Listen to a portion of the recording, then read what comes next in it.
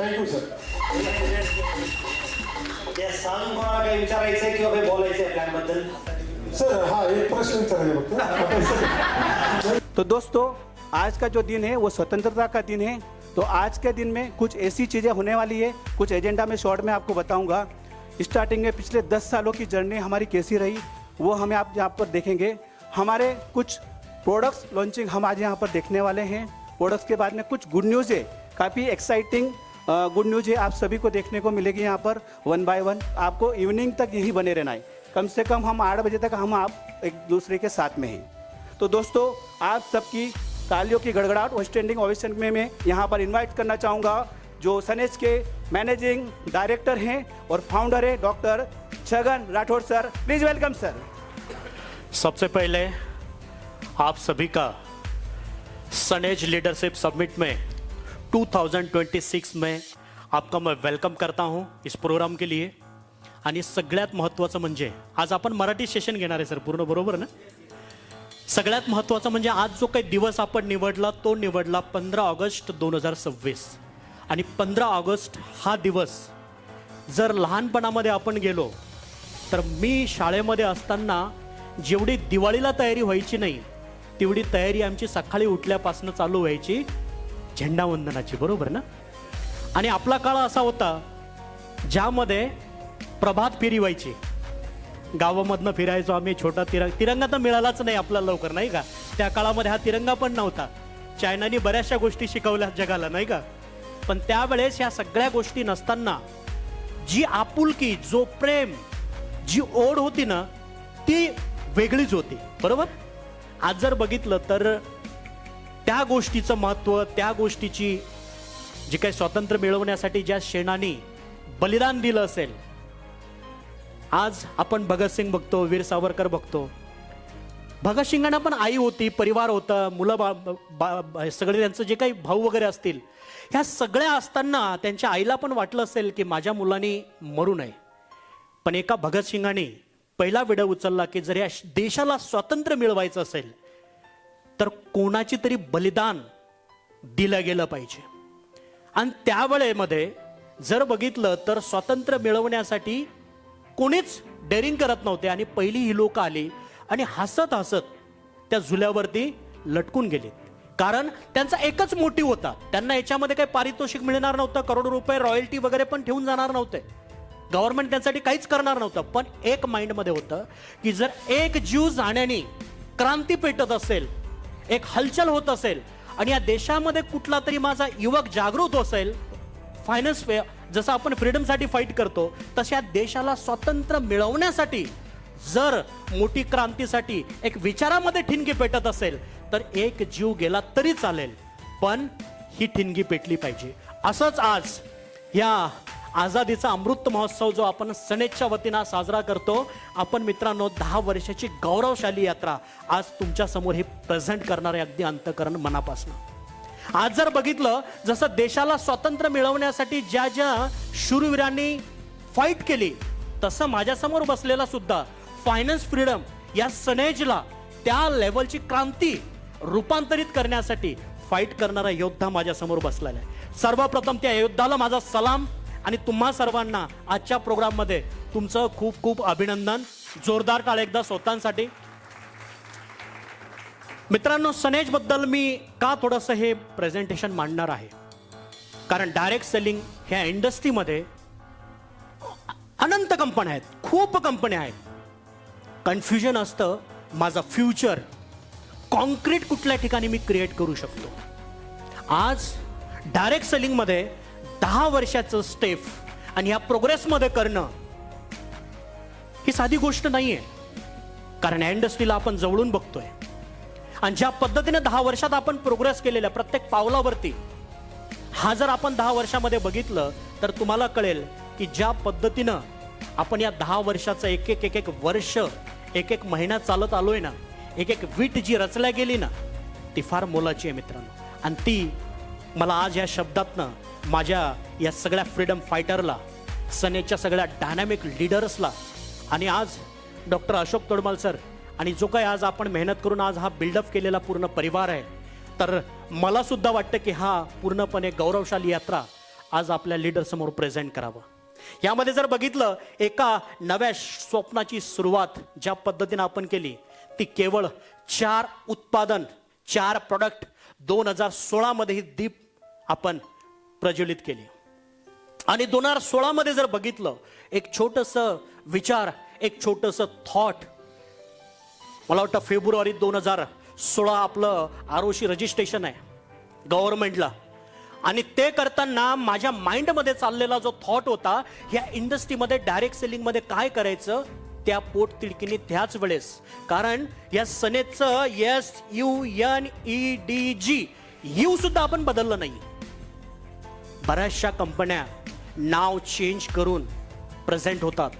आज खंबीरपणे 10 वर्ष हा प्रोग्रेस करताना कंपनीचा स्लोगन असेल, कंपनीचं नाव असेल, कंपनीचा ब्रँड असेल, ह्या सगळ्या गोष्टी आपण 2016 मध्ये जी पायाभरणी केली ना, ती ॲज इट इज त्याला आपण लीड करतोय मित्रांनो. आणि डे बाय डे हा जर बघितलं यामध्ये, तर 4 प्रोडक्ट पासून सुरुवात झालेला हा सगळा बास्केट. आणि मला वाटतं हे 4 प्रोडक्टची सुरुवात केलेलं हे छोटंसं ऑर्गनायझेशन त्यावेळेचं, इथं बसलेल्यामध्ये काही लोक त्याची प्रूफ आहेत. काही लोकांनी ते डोळ्यांनी बघितलेलं आहे, काही लोकांनी जवळून बघितलेलं आहे. आणि मित्रांनो, हे 4 प्रोडक्टची सुरुवात त्यावेळेस 2 मेंदू 2 वेगवेगळ्या अँगलनी या सनेजकडे बघायची. पहिला अँगल होता की हे 4 प्रोडक्ट घेऊन चाललेली कंपनी खरंच माझ्या करिअरला न्याय देईल, ही कंपनी कॉन्क्रीटली पुढे बिल्डअप होईल. कारण 2016चा काळ असा होता की पुण्याच्या गल्लीमध्ये प्रत्येक चाळीमध्ये डायरेक्ट सेलिंगची एक कंपनी होती. 2016चा काळ असा होता की 2 BHK फ्लॅट भाड्याने घेतला आणि 3.5 लाखामध्ये सॉफ्टवेअर तयार झालं की कंपनी लॉन्च. आणि 2016चं काळ माझ्या डोळ्यासमोरचं असं होतं की जिथं सनेजचं ऑफिस आपण बनवलं होतं, जी सनेजचं ऑफिस फायनल केलं होतं, त्याच्या पूर्वेला एक कंपनी, पश्चिमेला एक कंपनी, उत्तरेला एक कंपनी आणि दक्षिणेला पण एक कंपनी. आणि मोजून 6 ते 7 मिनिटाच्या अंतरावरती. विचार करा, माझ्याकडे ह्या परिवाराकडे बघण्याचा दृष्टिकोन काय असेल. तर पहिले लोक म्हणायचे, आणि एक त्यावेळेचा सगळ्यांचा स्पीच होता, लीडर स्टेजवरती एक स्पीच करायचे, पावसाळ्यामध्ये ना अशा छत्र्या भरपूर निघतात. ऐकलं तुम्ही? आणि ते मी पण ऐकलं. अरे वाव, म्हटलं आपल्यासाठी खूप जबरदस्त डायलॉग आहे. मित्रांनो, 2016चा तो काळ माझ्या समोर जो होता ना, तो फार वेगळ्या पद्धतीने होता. मग ही ज्योत लावताना 4 प्रोडक्ट, त्यामध्ये सुद्धा जर बघितलं तर आपण हेल्थ, वेल्थ, हॅपीनेसच रुजवलं होतं. फक्त सुरुवात छोटीशी असल्यामुळं 4 प्रोडक्टमध्ये मला वाटतं RO, DMIT, फिंगरप्रिंट घेतलं की आपलं प्रिंट दिलं की भविष्य कळणार, बरोबर. त्याचबरोबर जर बघितलं तर 3रं प्रोडक्ट आपलं गॅस सेफ्टी डिव्हाइस, आणि एक आपण तो इलेक्ट्रिक हे पण आणलं होतं, हीटर गरम पाण्याचं, बरोबर. मग असं नव्हतं की ही जी आत्ताची बास्केट आहे ती डोक्यात नव्हती, होती. ज्या वेळेस एखादा बीज जमिनीमध्ये लावलं जातं, त्याचा एक मोठा वृक्षामध्ये रूपांतर होण्यापर्यंत त्याची फळ कशी आहेत, त्याची सावली कशी आहे ना, ही भान नसतो. हे विचार पण माणूस माइंडमध्ये आणत नाही. बघताना तो फक्त रोपटं बघतं, हा मोठं होईल की नाही, मरेल किंवा हा सहन करेल की नाही, हा चालेल की नाही. पण मित्रांनो, हे 4 उत्पादनासह झालेली सुरुवात ऑर्गनायझेशन आपल्या माइंडच्या बास्केटमध्ये तेच होतं की 200, 250, 500 प्रोडक्ट आपले कसे येतील. आणि मी त्या जोशमध्ये काही स्पीच पण माझे केलेले आहेत. हम पिन से लेके प्लेन भी लाएंगे. अशोक सर, बरोबर ना? हा, कारण आतमध्ये ती धकधकती एवढी ज्वलंत होती ना की लोक म्हणायची नाही ही कंपनी काहीच करू शकणार नाही. पण त्यावेळेस पण ती आग होती की आपण सगळ्या गोष्टी आणू शकतो. आणि आज मला गर्व आहे मित्रांनो, आपल्या सगळ्या परिवाराला तो गर्व आहे की जी बास्केट, जे प्रोडक्ट आपल्याकडे आहे ना, ते डायरेक्ट सेलिंग मध्ये कोणाकडेच नाही. आणि हे कशामधनं असतं? प्रोडक्ट मधनं क्रिएट होत असतं. इथला विचार कुठल्या ताकदीचा आहे, कशाबद्दलचा आहे ना, तिथनं सुरुवात होतं. प्रोडक्ट ऑटोमॅटिक येतं.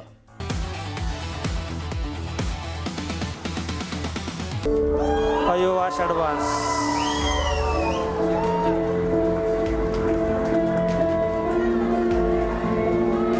चलो बघूया आता प्रॅक्टिकली आपलं प्रोडक्ट कसं आहे.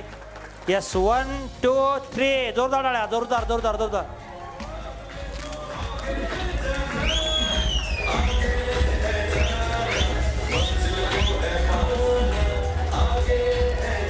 चलो बघायचंय बघायचंय बघायचंय 1 2 3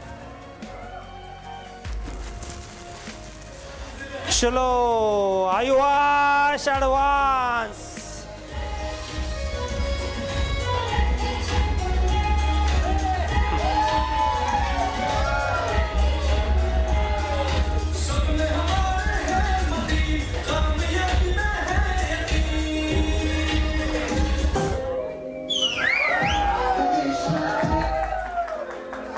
सकाळची स्माईल पेस्ट बरोबर आता ब्रश पण आपलाच आणि तो पण कसला ब्रश आहे बघूया आपण एकदम आणि पॅकिंग बघा 1 2 3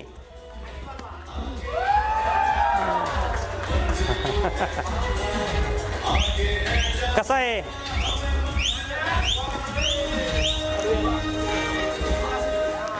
आणि विशेष म्हणजे सर यस हा बघूया ओपन चलो 1 2 3 चलो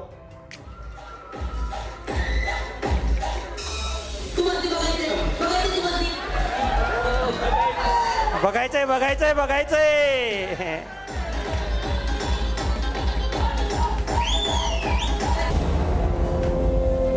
क्रिस्टल गोल्ड कॉफी चलो आता बघूया खरंच क्रिस्टल आहेत का याच्यात बघूया चला चलो 1 2 3 जोरदार डाळ्या जोरदार जोरदार डाळ्या गोल्ड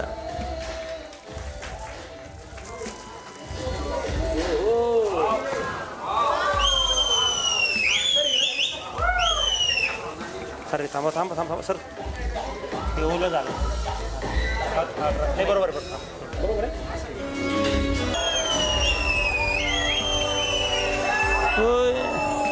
आकाई सोना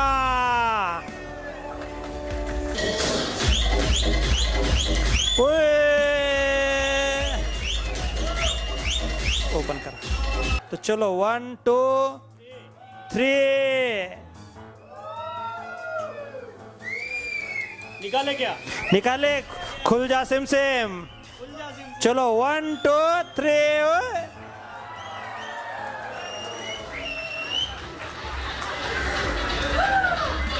सबसे बढ़िया चीज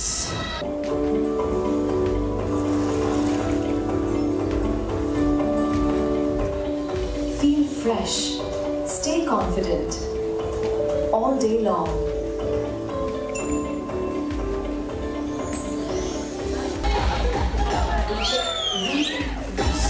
सर बैक बैक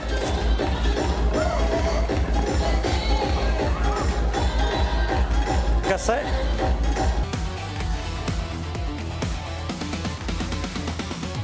तुम्ही आयोनायझरवरती 1,65,235चं प्रोडक्ट 1.5-2 तास डेमो करून जर विकू शकता तर मला वाटतं हा बिझनेस होणार नाही हा बिझनेस रॉकेट सारखा पाळणार रॉकेट सारखा आणि आता मी मगाशी सांगितलं ना मागच्या महिन्याच्या लॉगिन रजिस्ट्रेशन आयडी फक्त 10 दिवसात क्रिएट झाले पण सगळ्यात महत्वाचं नवीन जर लोक यायला लागले बिझनेस मध्ये तर तेच प्रोडक्ट वापरतील कन्सिस्टन्सी मारतील मिनी सेंटर सर्व्हिस कॉर्नर घेतील आणि तेच लोक इंडिपेंडेंट होऊन प्रोडक्ट दाखवायला चालू करतील राईट और रॉंग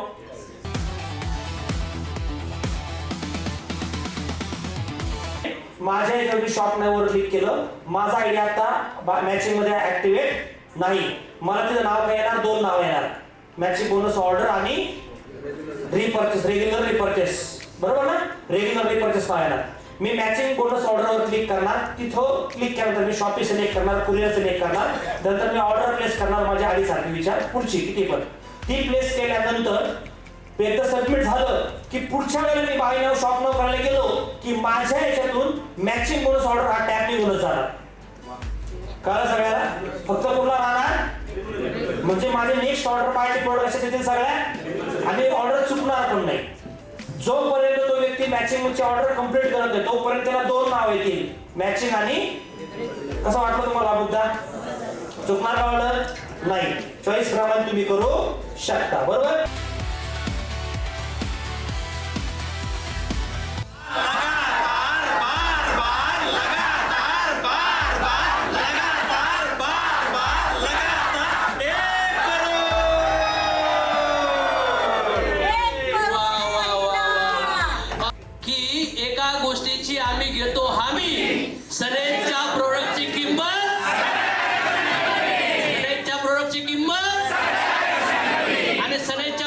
क्वालिटी